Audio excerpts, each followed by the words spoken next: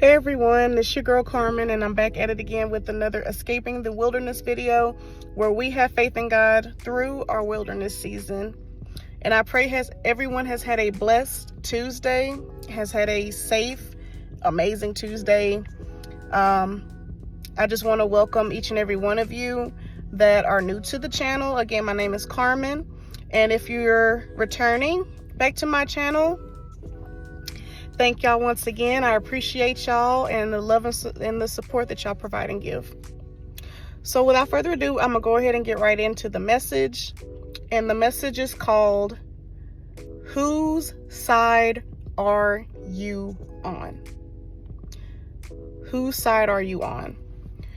And the scripture that I'm going to be reading from comes from Psalm 25, verses 2 through 3. And it says, "In you I trust, oh my God.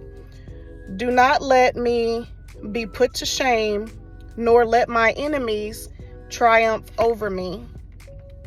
No one whose hope is in you will ever be put to shame, but they will be put to shame, who are treacherous without excuse." And that is coming from the NIV version that I have. So I want to mention there's a specific word in there, treacherous. For those who do not know the definition of what treacherous is, it means guilty of or involving betrayal or deception. And after I was reading this verse, it talked about how David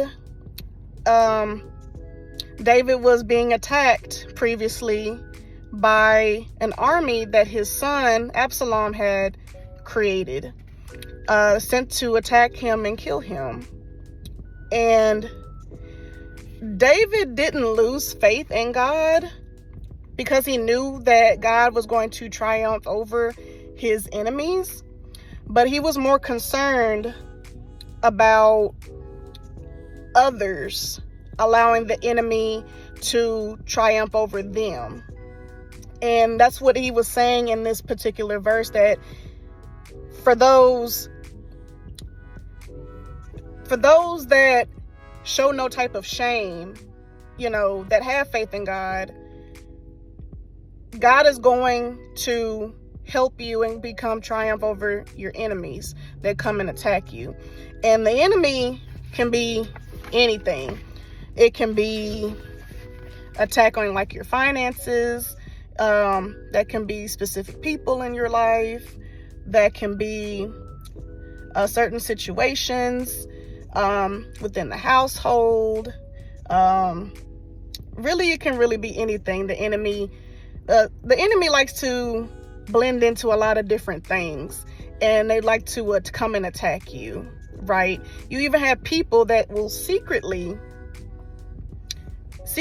and not in secret come and send an army or send the enemy to come and attack you. But when you're a child of God, the enemies will not triumph over you.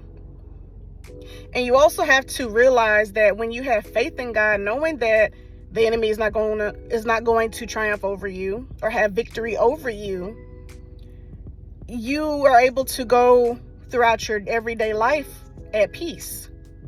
Like, yes, you know that these attacks are coming, but you're not going to worry as much. You're going to be more at peace because God is going to handle that for you. But as it mentions, if you allow the shame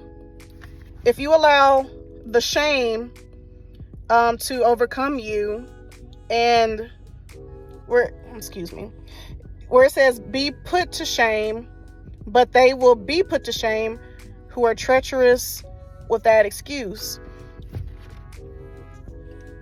The reason why I've received the message, whose side are you on, because a lot of us may tend to fold and think automatically, since they're being attacked, that they're going to be taken down fully.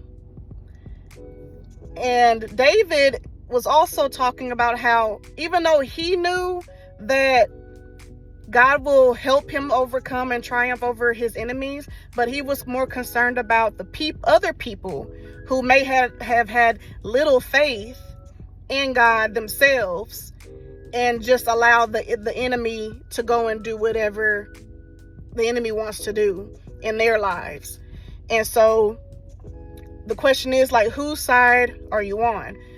Are you on God's side and knowing that he's going to help you overcome those attacks and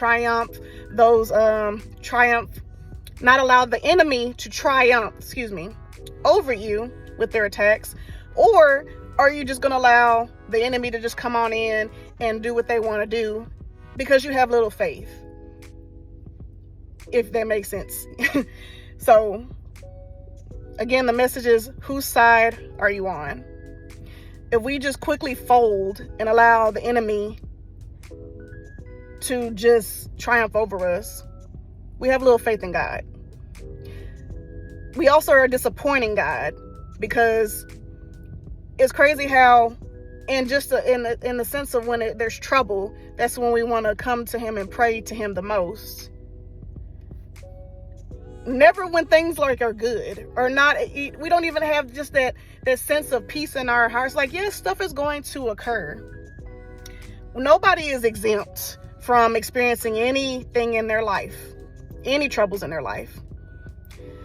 But for the simple fact of us not being exempt from anything, that's when our faith is going to be tested, and that's when God is going to see who's going to be quick to fold and who's not. And that's going to be very disappointing to God when he sees that you fold so quickly, because the enemy may be coming in to attack you, but you shouldn't be too worried if you know God is going to take care of that for you. You should be more at peace and not worry, because you know God is going to take care of it for you. God has got you covered, So that's also in this particular scripture where we're talking about David. He had faith that God was going to help him in this situation.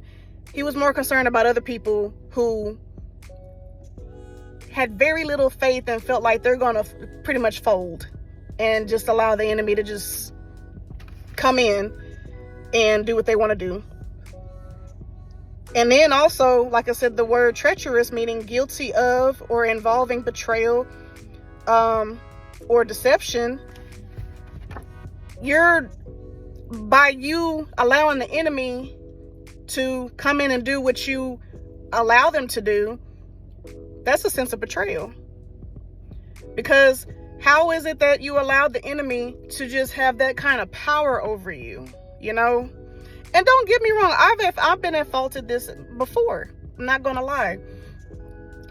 But that's what it's saying. It's like, we can't, if we allow just the slightest bit of power, let the enemy have that slightest bit of power over us to let them do what they want to do, we pretty much are betraying God by doing that.